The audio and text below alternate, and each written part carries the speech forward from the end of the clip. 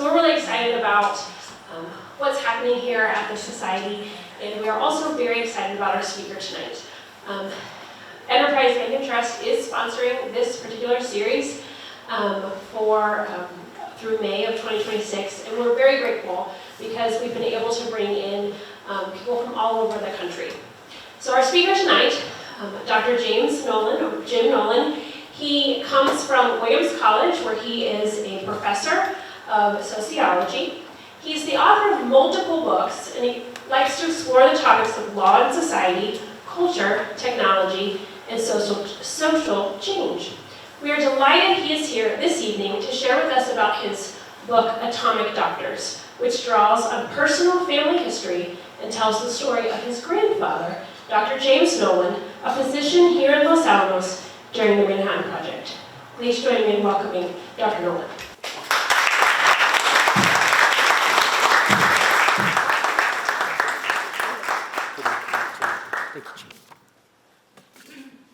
Well, thank you all for coming out tonight, and Rachel for inviting me and coordinating this lecture. Let's begin by talking about an incident that took place back in June of 1945. It was June 17th, and Captain James F. Nolan, MD, boarded a plane in Albuquerque, New Mexico, and in his briefcase was a highly sensitive report prepared by Nolan, along with other Manhattan Project physicians and 2 scientists. And the material expressed their concerns about potential radioactive fallout from what would be the first nuclear bomb ever exploded. The plutonium bomb, or gadget as it was called, was scheduled for detonation in the Alamogordo bombing range in less than a month. And Nolan and his colleagues hoped to persuade General Leslie Groves, the military head of the Manhattan Project, to approve safety and evacuation procedures for the so-called Trinity test. So Nolan traveled to Oak Ridge and handed General Groves the report. Groves, who was not at all pleased to receive the report, made Nolan sit outside his office while he read the document and discussed it with some of his aides.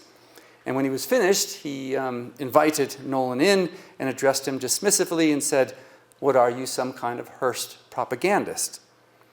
And here is an image from the opera. I imagine some of you have seen the opera, Dr. Atomic. It played here in Santa Fe a few years ago. This is actually from a performance of it at the Met in New York City in 2011. And you see here Nolan confronting Groves about the issue of health and safety measures for the Trinity test. But as Nolan saw it, Groves cared little about matters of health and safety. America was at war, and developing the bomb for the purposes of winning the war was Groves' primary concern. This required security and secrecy. As Nolan recalled, the radiation hazards were entirely secondary. That's how he perceived Groves' attitude. And as Nolan remembered, Groves, he said, had rifle barrel vision that made him a great soldier, but limited him to thinking only about the security aspect. Well, Dr. Nolan was my grandfather, and about 13 years ago, when my dad passed away, I was given a box of materials that no one in our family even knew existed except for my dad. And it includes my grandfather's military records, photographs, correspondence, artifacts, and some of his own reflections on his unique journey through the dawn of the nuclear age. And his journey included a number of interesting chapters that I discuss in my book, Atomic Doctors. And it included his role as a post-surgeon in Los Alamos. And this is the slide of the hospital in the early months. It was so small, visitors had to stand outside in order to visit patients. And he was one of the very first recruits to the Hill. Oppenheimer was interested in having medical facilities in place so that he could recruit top physicists to the project. So my grandfather's family moved to Los Alamos in April of 1943, and here is a picture of him with the Sunt apartment building in the background where they lived.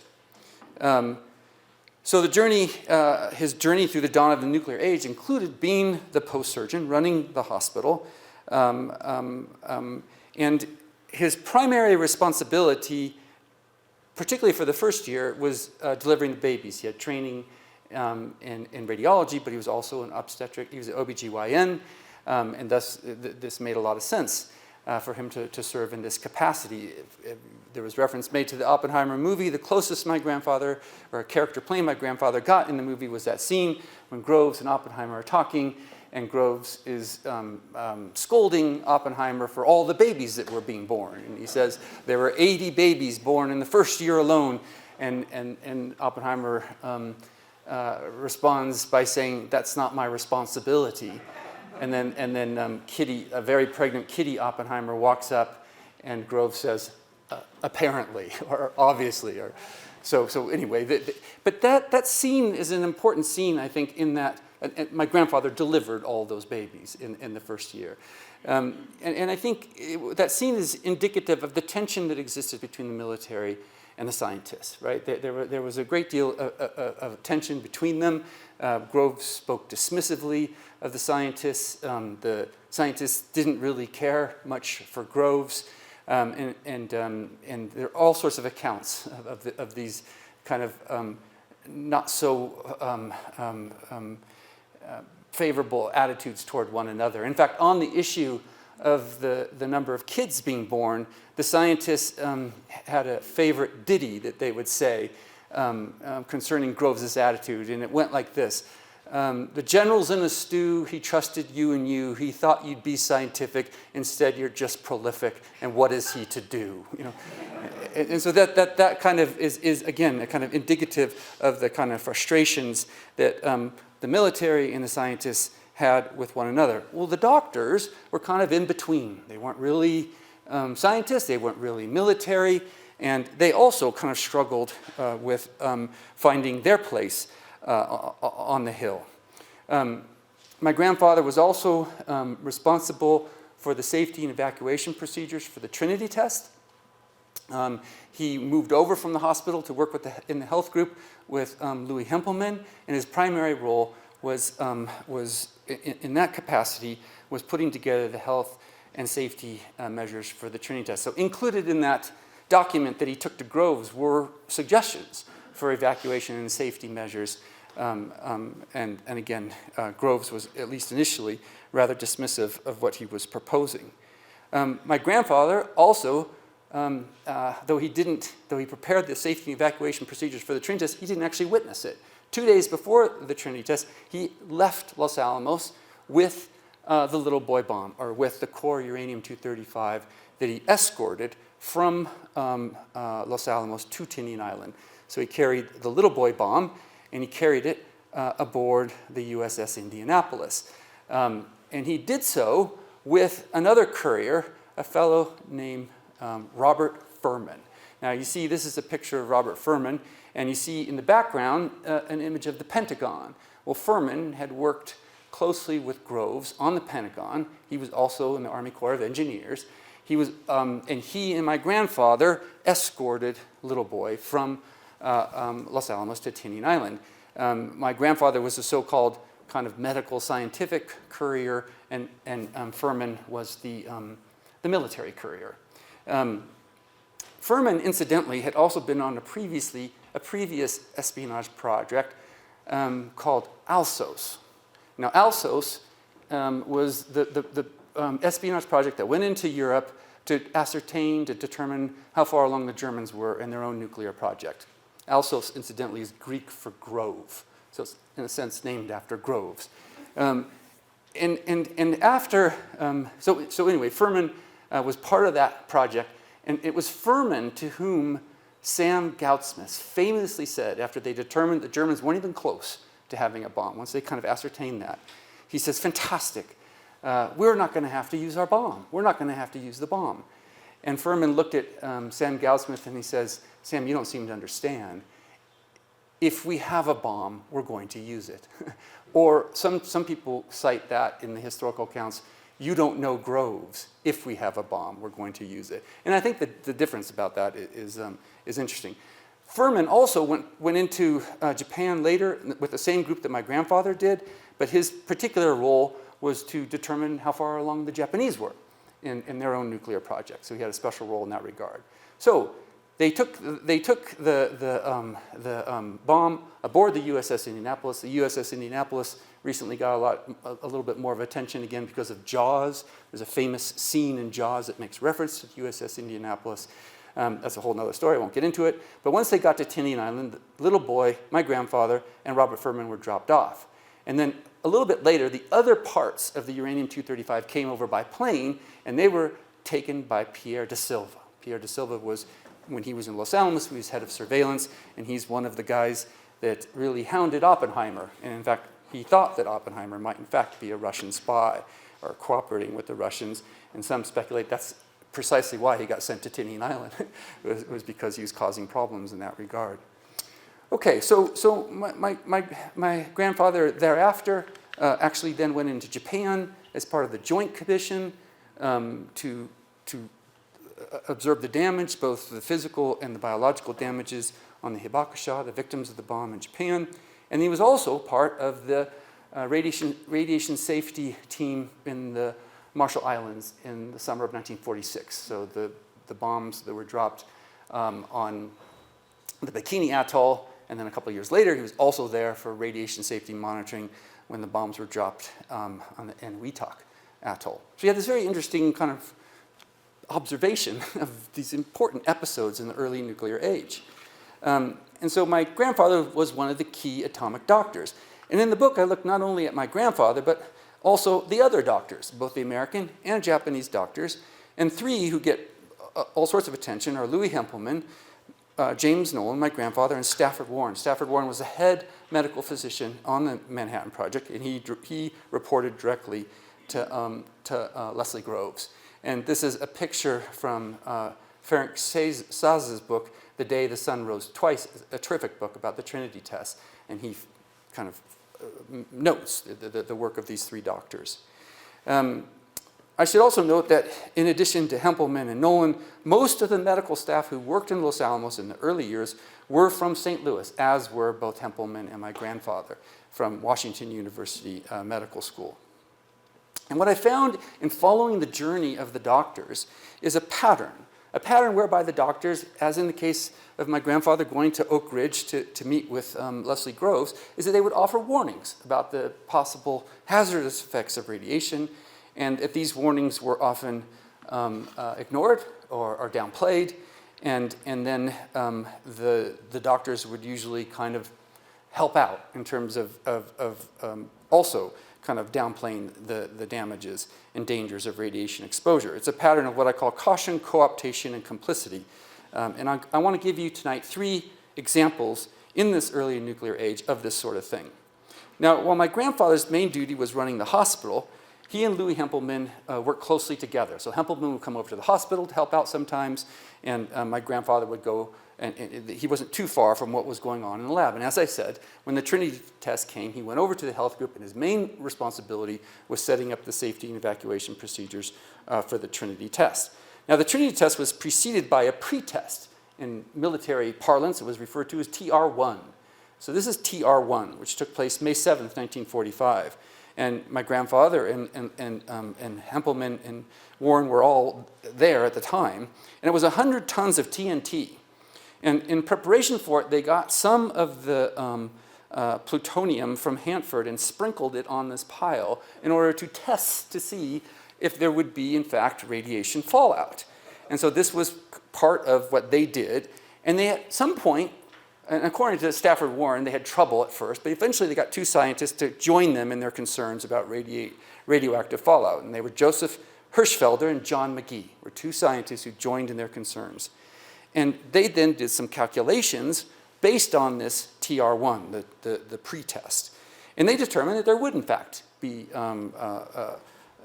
fallout from the test. In a June 16th memo to Kenneth Bainbridge, Hirschfelder and McGee stated, "There is definite danger of dust containing active material and fission products falling on towns near Trinity and necessitating their evacuation." That's what they said. And their calculations, again, were based in part on the results of this 100-ton pretest. Louis Hempelmann, this is what he said, recalling this. He says, if they, and he's referring to Hirschfelder and McGee, had been correct, we shouldn't have done the test. After they came out with the first calculations, much of the effort in the laboratory was directed at trying to disprove them. In other words, this was unwelcome evidence, and the scientists sought to disprove or downplay the results. So what happens next? Well, this is what Hempelmann says. He says, Hirschfelder and McGee corrected their calculations, and they came up with radiation levels which were high, but they weren't as bad as they had been before. So they recalculated, and this recalculation was enough to justify going forward with the test.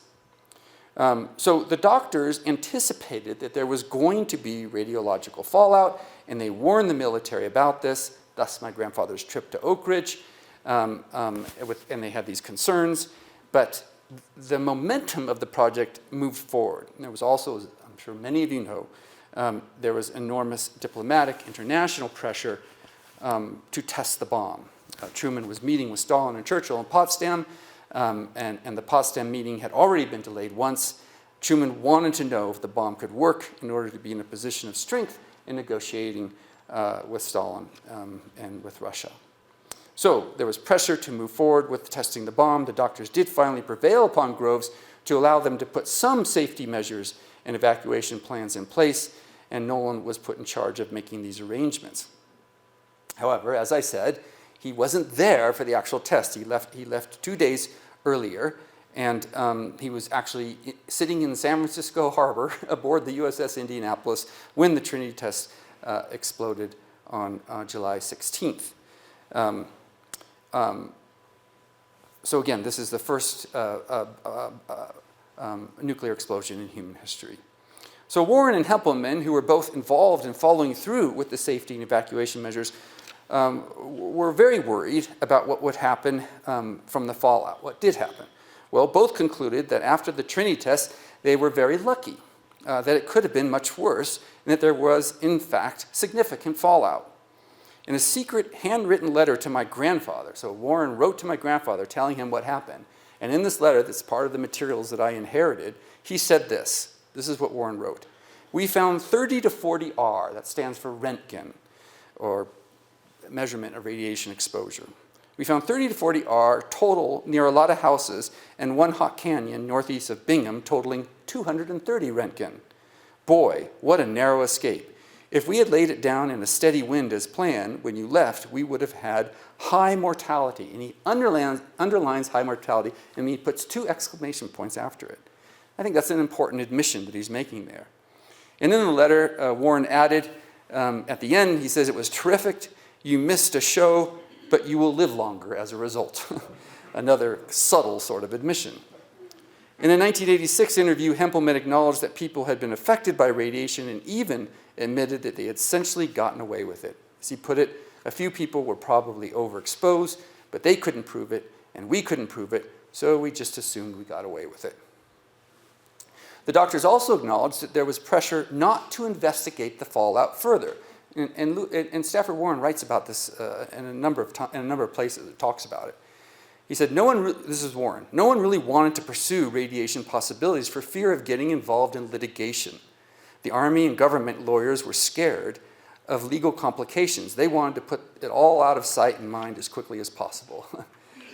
So this is the pattern I'm talking about. The doctors warned about the effects of radiation. Their concerns were not taken entirely seriously. The doctors then became complicit in hiding the effects, and they did so at least in part out of concerns of litigation. I'm not going to talk about this episode tonight, but there are nuclear accidents that happen with Louis Slotin and so forth in Los Alamos. The same pattern is evident. So much so that that one of the people in the Louis Slotin accident, they withheld his medical records because of fear of litigation. So that's in the book, but I'm not going to talk about that tonight. The other episode I want to talk about is the journey into Japan. Days after the bomb was dropped on Hiroshima, news accounts started coming out of Japan reporting on ongoing radiation poisoning. And Groves was a bit shaken by this. He didn't like this news, and he referred to it as propaganda. And he wanted to put to rest this propaganda, And so part of what he wanted to do this was to send a group from the Manhattan Project into Japan to assess the effects of radiation and to counter the so-called propaganda coming out of Japan. So the group from the Manhattan Project was put together, and my grandfather was on that group, as was Stafford Warren. The formal surrender took place September 2nd, 1945, aboard the USS Missouri. 3 days later, the Manhattan Project group lands in Yokohama, September 5th. They were really the first kind of group to enter in order to go in and assess the damage. There were 3 groups, actually. There was a Navy group, an Army group, and the Manhattan Project group. And they all kind of came at it independently, but then they were joined together along with a Japanese group. And the Japanese group was led by this man, Dr. Masao Tsuzuki, a leading surgeon in Tokyo. And he traveled around with Stafford Warren and my grandfather during their time in Manhattan. I'm sorry, during their time in Japan. And you can see here, this is a note, this is, again was in the papers that I inherited, and you can see that his English is quite good. This is just a note to Stafford Warren and other gentlemen about meeting up at a certain time. And Tsuzuki, again, worked closely with Warren and Nolan during their time in Japan. Now, he was very cooperative with the Americans, but he could also be quite acerbic and critical. And it was during that initial meeting with the American doctors that he handed to Phil Morrison, one of the scientists who were part of this group. There were 3 scientists, including Robert Serber and Penny, who was part of the British delegation. But he handed to him his 1926 thesis that looked at radiation effects on rabbits. And Phil Morrison thumbs through it, hands it back to him, and then Dr. Tsuzuki slaps Phil Morrison on the knee, and he goes, "This was a study of rabbits. Ah, but the Americans, aren't they wonderful? It has remained for them to conduct the human experiment." And these kind of comments he would make as he traveled around with them, even though the relationship between the doctors was actually a very friendly one, and they came to kind of become quite fond of one another. So September 8th, the party, which included Warren, Nolan, Tsuzuki, 2 generals, Thomas Farrell and James Newman, and a Swiss Red Cross Army doctor named Marcel Junot. They boarded several military planes, carrying with them 15 tons of medical supplies destined for Hiroshima. It was the Red Cross doctor who was bringing the medical supplies, not the American doctors. So they land, September 8th, they land at the Iwakuni Airport outside of Hiroshima. And this is a picture of it. It's a very rare picture, and that in the middle there is Marcel Junot, the Red Cross doctor, and one of the generals, and I'm not sure which one it is, that's on the other side of him, to the left. They didn't get into Hiroshima right away because of kind of some transportation issues. So they end up spending the night on a kind of resort island called Miyajima in Hiroshima Bay. And then the next morning, September 9th, they crossed over and then made their way into the epicenter. And these are photos that are in my grandfather's papers of pictures of what they're seeing as they move to the epicenter. And you can just see the damage, the devastation. Once they get into the epicenter, then they move out and they start visiting some of the makeshift hospitals that are on the perimeter of Hiroshima where the hibakusha were being taken. And again, they're doing this in order to kind of find out the nature of the effects on the victims of the bomb. One of the things that my grandfather never talked about it. Never, ever talked about it. I was 20 years old when he died. I don't remember a single conversation with him about anything related to the Manhattan Project or his time in Japan. He has a nephew who did push him one time to talk about what he saw in Japan, and the only thing he said, and it kind of is reflected in these images, he said it was utter devastation, the kind of which is difficult to imagine. That's how he described it. But he really never talked about it, and there are all sorts of reasons for that I could talk about, but I won't spend time on that. So on their first day in Hiroshima, they came with Geiger counters and other radiation measuring instruments, and they could ascertain very early on that there was no doubt that there was gamma radiation injury, and that there was a slight amount of radioactivity on the ground. So here is an image of my grandfather. He's the one there on the right, and next to him is Masao Tuzuki, and that's Ashley Otterson on the left. Behind my grandfather is a guy named Kurt Kasner. He went on to be actually a fairly accomplished actor, both in film and in Broadway. That's an ophthalmologist named John Flick, who's with the Army Group, and that's one of the Japanese hibakusha that they're looking at. This is another photo in Hiroshima, and they're looking at samples of blood samples. And that's my grandfather looking through the microscope, Stafford Warren, and another Japanese doctor, Hitoshi Motohashi, who along with Tuzuki was the main people that both translated and worked with the American doctors that my grandfather was with. This is another slide. This is looking at autopsied material of victims from the bomb. These are two Kyoto doctors, and that's my grandfather, you can barely see him, and John Flick, who are looking at a piece of autopsied material. Marcel Junod recalls Tuzuki, while he was going around with the American doctors, saying things like this. He would say, "Infection of the blood, white corpuscles almost entirely destroyed, gamma rays, nothing to be done about it. She'll be dead this evening or tomorrow. That's what an atomic bomb does." So again, he would do this kind of thing where he would challenge the American doctors about what they saw. Okay, so while this is going on, right, just as they're getting ready to go into Hiroshima, you have this famous Trinity site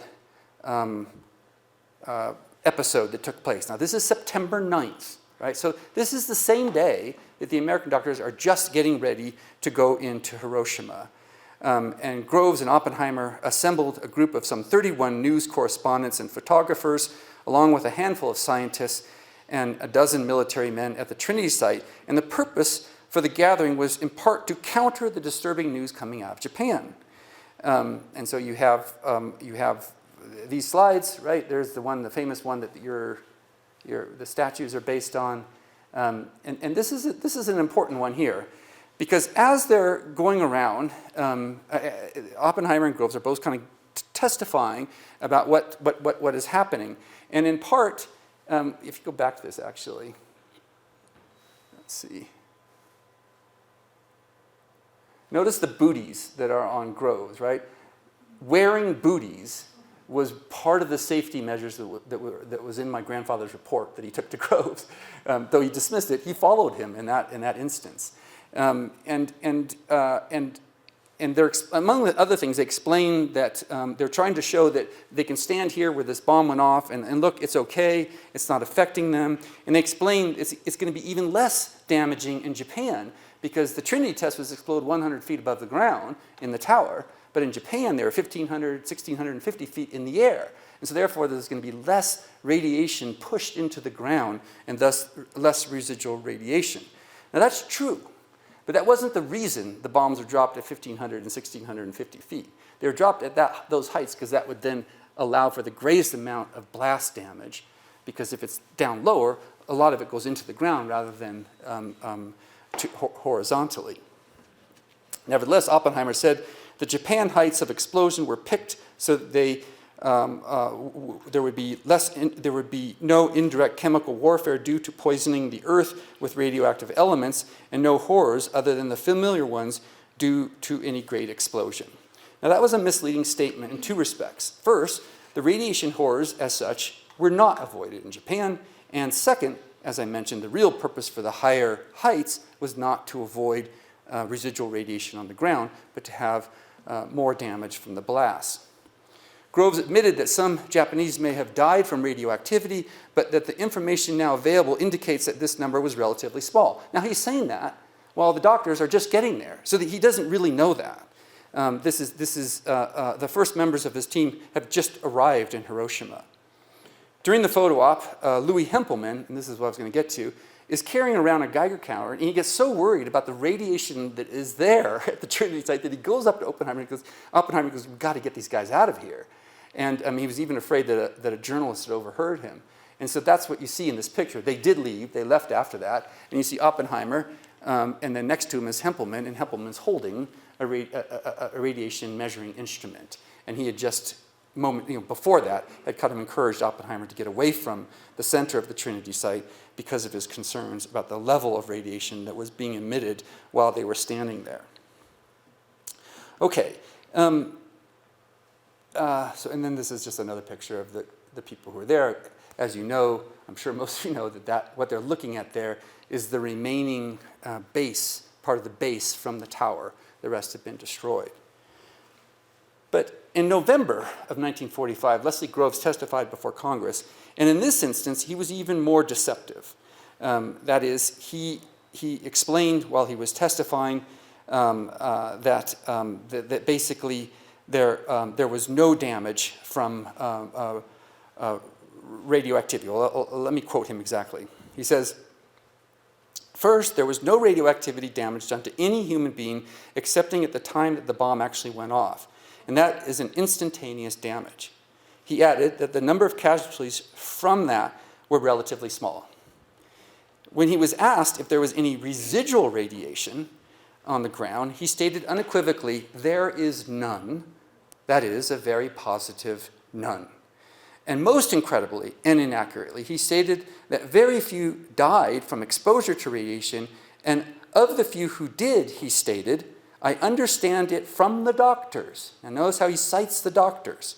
That they did so, again, I understand it from the doctors, that they did so without undue suffering. In fact, they, the doctors that is, say it is a very pleasant way to die. So that's what Groves testified. Now I've seen the report that Warren and Nolan gave to him before his testimony, and they say nothing of the sort.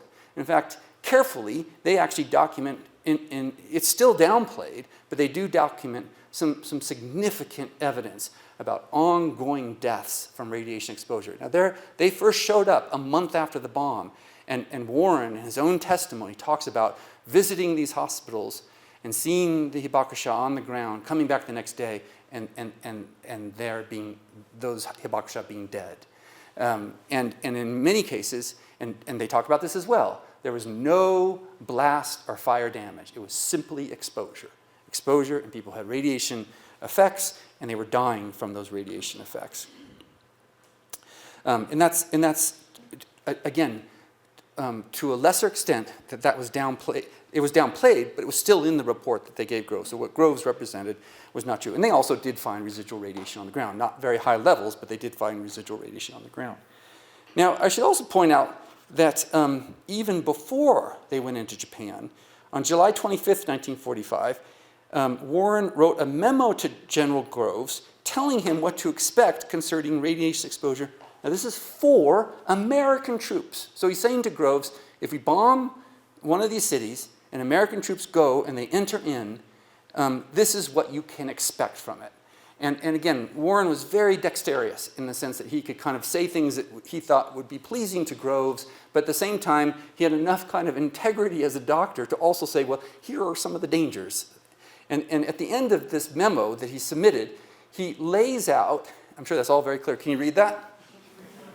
Great. And in this memo, here's a clear vision. I typed it up for you. He lays out what would be, as he puts it, probabilities for normal active troops. And again, these are American troops. And what would happen if they went into a bombed out area after an atomic explosion, and depending on how long they were there, what would be the level of exposure, and how many Röntgen they would be exposed to, and what would be some of the damages. So in the high level, if someone's there for 2 weeks, prolonged exposure, 2 weeks, they could get up to 300 Röntgen of exposure. And that could result in 50% of them having permanent damage, or even be 100% of them would be weak with this sort of exposure. So it's not insignificant, right? He sees that there would be, for American troops going into a bombed out area, there would be enough residual radiation that it could, in some cases, result in significant damage. Well, 5 days later, after receiving this document, Groves wrote to General George Marshall, Army Chief of Staff, in which he grossly misrepresented Warren's warnings. Groves wrote to Marshall, listen to this, no damaging effects are anticipated on the ground from radioactive materials. We think we could move troops through the area immediately, preferably by motor, but on foot if desired. So again, totally downplays what Warren represented to him. And I should point out that since publishing my book, some of Warren's papers, most of his papers he became the dean of UCLA Medical School after the Manhattan Project. And so most of his papers are there in UCLA, but conspicuously missing from these huge volumes of papers and not very well organized. I spent a lot of time with Warren's papers, were the stuff on the Trinity test. And those were kind of curiously discovered just recently. And the people who discovered it had read my book and contacted me and asked me to look them over to kind of give, kind of authenticate them, which I was happy to do. In these papers, which are very, very interesting, eventually the Beinecke Library at Yale University purchased them, so they're there now and can be observed. But included in them was an annotated version of this same chart. And what's interesting about this annotated version is that what one finds here is that Warren's concerns were about entering in were even more pronounced than what he ultimately reported to Groves. That is, he sees, for example, that instances where military personnel were to occupy an area for 30 days after an atomic explosion, for 50% of them, it would be lethal. And for 100%, it would result in permanent damage. Warren also sketches out possible dosages of up to 1,000 Roentgen of exposure and adds the troubling annotation, lethal in 5 days with bloody diarrhea. He also clarifies, and this is what they were able to measure, and this comes out in a number of sources, but he also clarifies here in writing up on the top here, I don't know if you can see that, but up here he's clarifying what exactly are they able to measure. And what they're able to measure, according to Warren, is only total body external gamma radiation. So that doesn't include estimates for internal dosages, that is inhaled or swallowed. That is, even what he estimates would not constitute the totality of radiation hazards. Not measured, for example, would be the impact of alpha particles, beta particles, and neutron penetration. Only gamma rays, only full body gamma rays is being measured here. And again, remember what Groves said. Groves said to Marshall that no damaging effects are anticipated on the ground from radioactive material. We think we could move troops through the area immediately, preferably by motor, but on foot if desired. So again, the same pattern I'm talking about. Doctors offered warnings, the military downplays these, and then the doctors kind of go along with things. As far as I can tell, both Nolan and Warren were in Washington when Groves testified, and I have no evidence that they challenged what he said when he testified.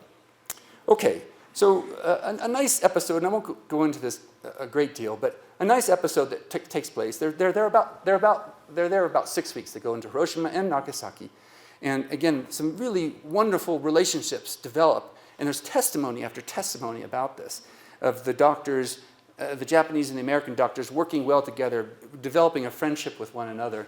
And this is a group in Nagasaki. So this is the Joint Commission, American and Japanese doctors who work together. The tall man there holding the Japanese doll is Stafford Warren. And I just this week got an email from Stafford Warren's grandson who told me he read the book and he said that you do a fantastic job of describing my grandfather, who I knew. And he said in every instance, I was quite happy about that. And he also told me that that doll is now in the museum, your counterpart in Oak Ridge, that his mother donated it. So you can actually go see that very doll that was given. And there were a lot of gifts exchanged and a lot of very warm words offered on both sides. In fact, this is Henry Barnett. He was the third doctor to work in the hospital here in Los Alamos after my grandfather Hempelman. They were all in the same class at Washington University, and he was the pediatrician. And there's testimony of Barnett and a guy named Dr. Sharabi who became friends and spoke very warmly of one another. And I'm not going to go through all those testimonies, but one that really struck me, and this was a doctor who worked in Nagasaki with one of the American doctors, and he talked about the friendship that developed, and he said this, I thought this was very profound. He says, "There's no boundary where sympathy and understanding are present." Well, that was a great comment, and it was in relationship to that. And this again was in what I inherited, and this is a fan, and on the fan you see signed the American doctors, John Flick, Ashley Otterson, Stafford Warren, as well as all the Japanese doctors they work with, Tuzuki, Motohashi, and this was a fan that my grandfather brought back to give to my grandmother, his wife, when he returned from Japan. Okay, the final example I want to give you is Operation Crossroads, July 1946. So 1 year after the bomb, the United States is carrying on with developing further nuclear weapons, and they want to test them in the Marshall Islands. And the plan was to use ships captured from Germany and Japan, as well as older American vessels, to test the effects of nuclear attacks. In total, 94 target ships were used. The original plan was to subject the ships to 3 tests. One that was dropped from the air, like the Japan bombs, one that was detonated 90 feet below the water in the Bikini Atoll, in the lagoon of the atoll, and the fourth was a deep water. The third, the Charlie test, was a deep water detonation. So it was the Able, the Baker, and the Charlie. Those were going to be the 3 tests. Now my grandfather went out there, his next episode, in the dawn of the nuclear age, and there he is. He's one of the radiation safety monitors, or RAD-SAFE monitors. And he was one of the key members. Warren was out there as well. And Operation Crossroads would ultimately involve 42,000 military and civilian personnel, as well as press, members of Congress, and invited dignitaries from around the world, including representatives from Russia. The first test was the Able test, and that was the one that was dropped from the air. And the second test was the Baker test, 90 feet below the water. And the effects of the Baker test were more pronounced than the one that was dropped from the air. It caused a great deal of radiation damage.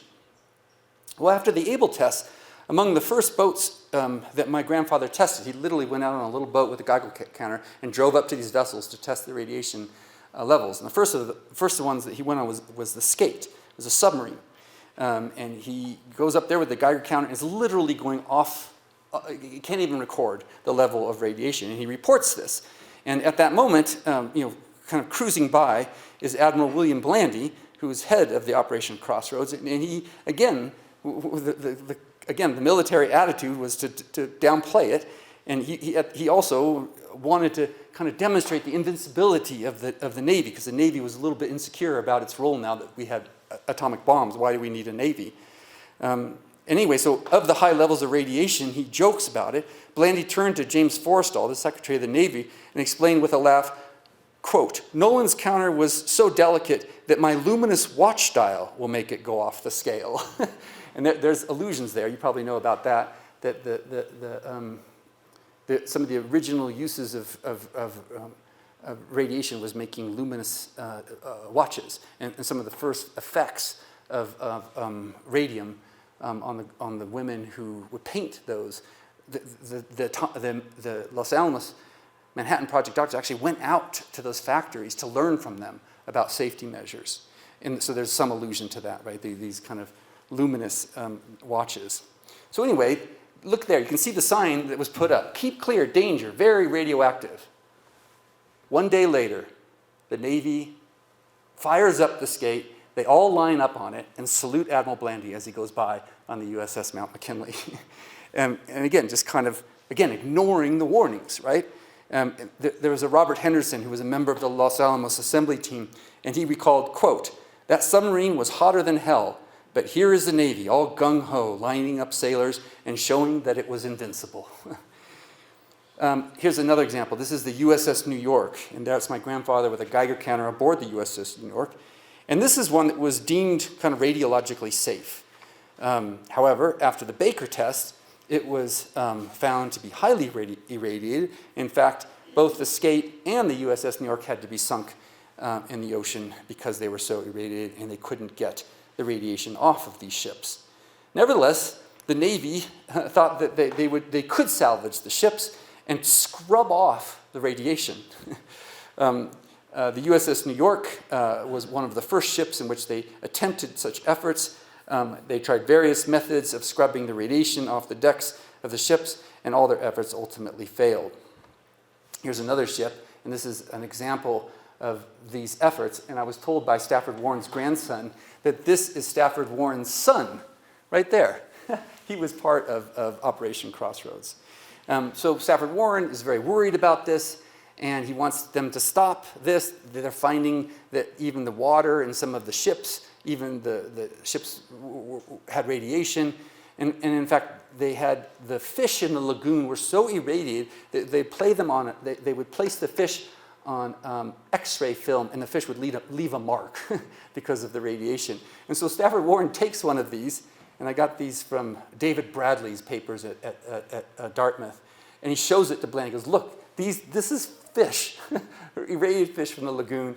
And Admiral Bland says, okay, if that's it, we're out of here. So they canceled the Charlie test, and they got the ships out of the Bikini Lagoon, and Warren actually wrote a letter to his wife. He said, a self-X-ray of a fish did the trick. That's how he was finally able to end it. And again, they had set up a kind of safety, a legal safety team to kind of cover themselves. The doctors did, because there are concerns about legal consequences. As many of you know, the people who were participated in the Operation Crossroads are among the communities that were able, ultimately, to get some kind of compensation from the government. All right, let me conclude with 1983. 1983, 40 years after the start of the Manhattan Project, was a very interesting year. It was a big year. It was the first time Reagan used the term evil empire to refer to the Soviet Union. We have the Cold War in full effect. It was also the year the apocalyptic film The Day After was released, which apparently reached 100 million viewers, including Reagan, who was apparently deeply affected by it. It was also the 40th, they had a 40th reunion, an anniversary, here in Los Alamos, where many of the main physicists came back here to celebrate it. There were about 100 or so people who were among the first to arrive at the Mesa in 1943. My grandfather was in attendance. He's right there. You could probably pick out some of the others. And a number of the physicists, they were interviewed. Bill Moyers did a show on it. And a lot of them expressed a great deal of regret about what they had started, what had become of their invention. Isidore Rabi, for example, said that it was an abomination. He says of Los Alamos, that it was an abomination. We should have put this thing to rest 30 years ago at least. I feel sorrow that the place still exists. Hans Bethe stated that while he was happy to see his old friends, he has serious regrets about what has become of the site. He said, we did a terrible job here. What we produced is a great threat to the world. A petition was signed by 70 scientists during the reunion, including 5 Nobel Prize winners, stating, we are appalled at the present level of the nuclear armaments of the nations of the world, and we are profoundly frightened for the future of humanity. And they acknowledge their own special sense of responsibility. Now, I should point out that my grandfather did not sign that petition. So if they're kind of expressing these regrets in 1983, what could they celebrate? Well, Peter Wyden, in his book called Day One, he said, I quote, the most lionized of the alumni was former Captain James F. Nolan, MD, the obstetrician who had delivered so many of the scientists' children on the Mesa during the war. And Dorothy McKibben, the cheerful and industrious gatekeeper of the Manhattan Project, also seems to have recognized this as Nolan's most significant contribution. And in early 1952, when the new hospital was built, she sent a clipping to my grandfather from the Santa Fe newspaper, The New Mexican, announcing the dedication of the new $2.3 million Los Alamos Medical Center. And fittingly, featured on the front page of this is a mother with her baby, one of the first babies born at the medical center. And scrawled at the top from Dorothy McKibben is a note to my grandfather in which she says, see what you started, Jim? I thought you would like this. And so it's again, kind of acknowledging what I think he himself would have been most proud of in terms of his participation on the Manhattan Project.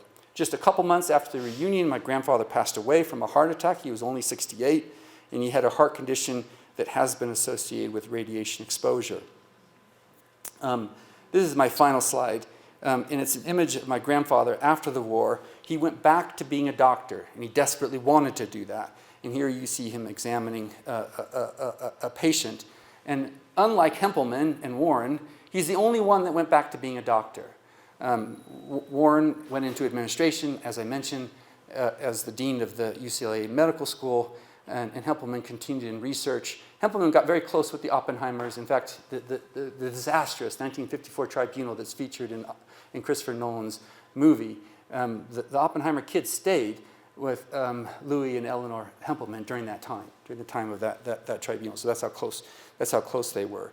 My grandfather, but my grandfather really wanted to be a doctor, and he did. He went on to be a doctor. He went on to have an illustrious career as a gynecological oncologist, one of the first doctors in the U.S. ever to be designated with that label.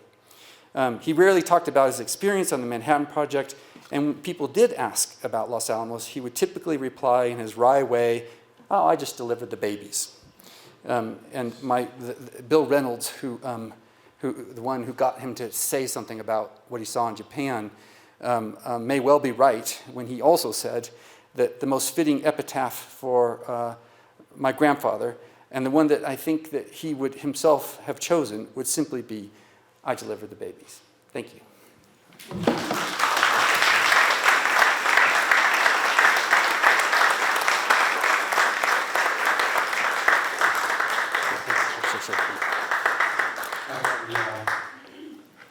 Dr. James Nolan, my friend Jim, after dinner. We had a great dinner at the Blue Window.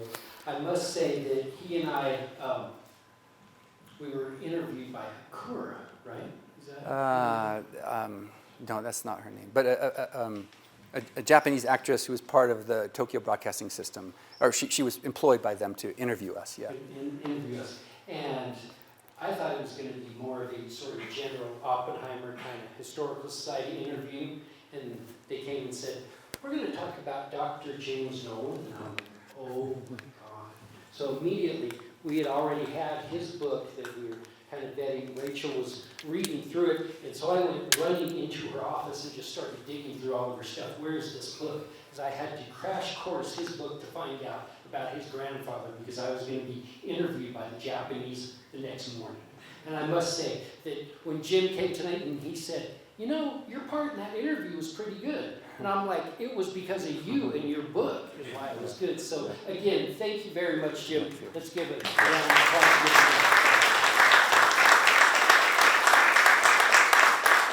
Let's give Jim a few minutes to run to the restroom or whatever I'm he needs good. to do, and then we're going to have some book signing in the back. Again, Jim, thank you. Do we have time for questions? Oh yeah, please. I'm sorry, I got excited.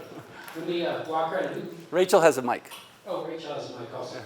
So it's. And I'll take this. Oh, good. Yeah. I'm happy to take any questions or comments. That one? Yeah. Oh, Sandy. I'm curious about a couple of things. You said there were many of the American servicemen exposed at Tinian and in Japan itself. Do we know about the outcomes for them physically? So not Tinian. I don't think there was any exposure at Tinian Island. Yeah, but certainly in Japan, and certainly in Marshall Islands, and yes, in both cases, after lobbying efforts, including people like David Bradley, who was one of the Red Safe monitors in the Marshall Islands, they were eventually, just as recently, the Trinity downwinders were given some kind of compensation. Before that, the Nevada site downwinders, the people in the Marshall Islands, and the people in Japan had already been given compensation. So if you follow the Trinity test efforts with the downwinders there, that's what they would often say. We just want to get what all the others got. That's what they would say. Yeah. Did the downwinders receive any of this information? They did. You told us. They did. Oh, Yeah, they did. that's interesting. Yeah. Yeah, in fact, even the papers that were found, the Stafford Warren papers that were discovered, they were given those. Yeah. I don't know what role it ultimately had, but I know that they saw those. Yeah.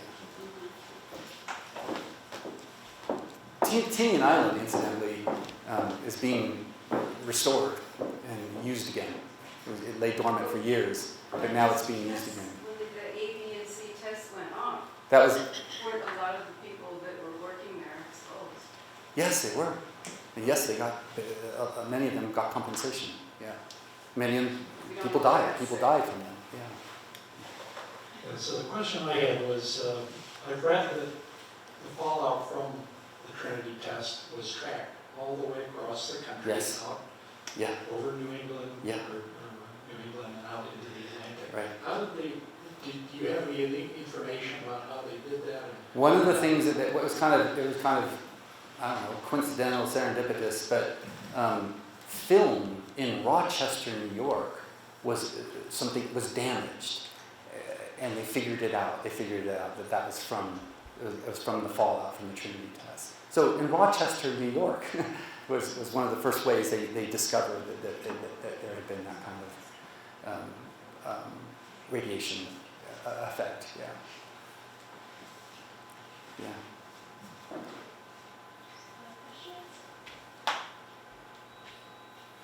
So one of the controversies about the Trinity downwinders is that, and that was even in the quote that I cited from Warren to my grandfather, is if the wind had been going in a certain direction, it would have been worse. There was concern that it would go over to populated areas. And it went northeast. And so in those papers, the recently discovered papers, there's circles showing, following it. And Warren tried to follow the cloud as it progressed. And one of the reasons that the Trinity downwinders were not compensated is that the argument was that it didn't go south because the downwinders, this population was southeast, so I think one of the things that people have been doing has been looking at those maps to see exactly what they documented, and I think all of that is pretty. There's an arbitrariness to it of kind of documenting in the moment where the wind is going and how much fallout is being carried. Right? They didn't know. They just didn't know. And they admitted that. Hempelman over and over again said we really didn't know what we were doing. Yeah.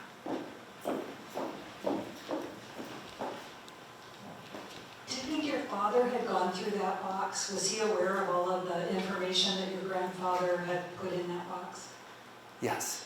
And I don't know why he never told anyone about it. So neither your grandfather or your father spoke of it? No. Well, my father grew up in Los Alamos. He was a kid here. He loved it. He thought Los Alamos was a beautiful, fun place. And I remember him talking about that. He was 5 years old, so he's been here like 5 to 8 or so. And he thought it was a great place. And he would say things like that. But I don't think, I don't know why. He gave a talk one time at Holy Cross in Worcester, Massachusetts. And he did pull some quotes from my grandfather in that talk. So I know that he looked at it. But he never showed it to us, and he never talked about it. I mean, I have 3 pieces of trinitite from my grandpa. I mean, stuff like that. Well, actually, people didn't know about the trinitite. I have to correct that. But this box of material that I inherited, I'd never seen before. Yeah, and I don't remember my father ever talking about it. Yeah.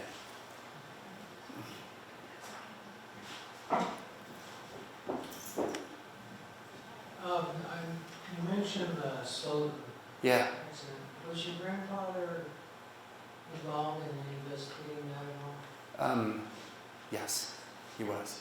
So there were 2 main accidents. One was Slotin's kind of mentor, a guy named Harry Daglian. Is that right? I see people nodding. And he worked with Slotin, right? So Harry Daglian was the first to die. And in fact, he died before Groves testified before Congress. So when he died, Groves already knew about what a painful death is from atomic radiation exposure. So he was aware of that.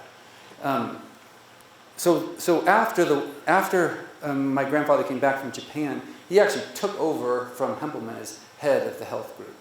And at that time, he was trying to get these safety precautions in place that would prevent these types of accidents, right?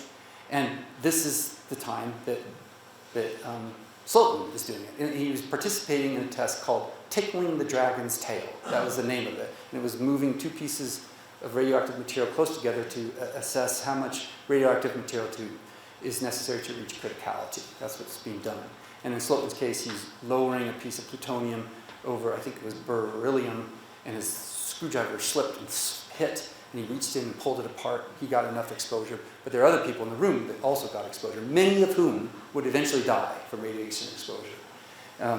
But the Slotin accident is kind of the most famous. And Slotin was actually preparing a pit that was going to be used in the Marshall Islands.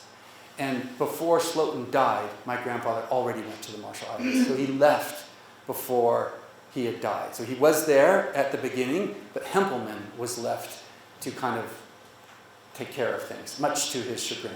Hempelman always felt like he was left behind, and he thus went late to the Marshall Islands. And in fact, I think Slotin even went.